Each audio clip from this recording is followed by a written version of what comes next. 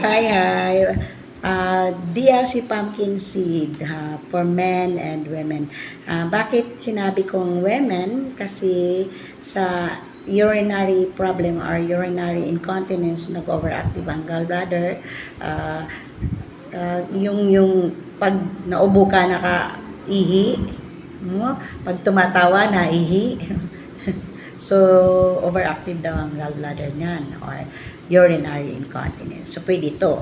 Sa mga lalaking mahina na tapos nag-enlarge yung prostate. So, mahina na pagdating sa isang bagay, lalo na sa mag-asawa dyan. So, kailangan nyo to pampa-enhance ng sexual. Sinasabi ko talaga kasi maraming may edad na pero gusto pa. So, ito din, pumpkin seed. Yung gustong magkaanak ay mababa lang yung sperm count. So, pampadami yung mga may problema sa prostate, ayan, or sa gallbladder, yung ng ihi or sa gabi. So, syempre, yan, sa gallbladder talaga yan. Okay. Try nyo to kasi provenant tested. Marami na tayong mga testimony sa ating pumpkin seed formula.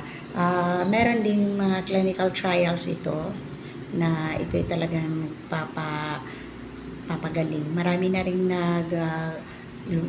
lumiit yung prostate, nag-enlarge. So, try nyo ang aming DLC pumpkin seed formula.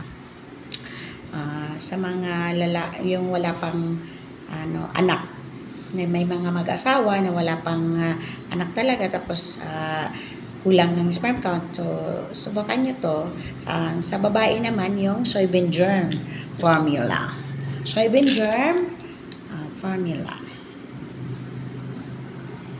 Pambabae, yung hormonal imbalance na may mga problema, hindi nag-ovulate or walang fertilization period.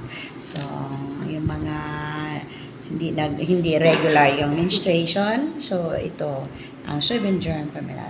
Sa mga may edad na gustong kuminis, gustong mag-blooming, try nyo lang tong soybean germ formula.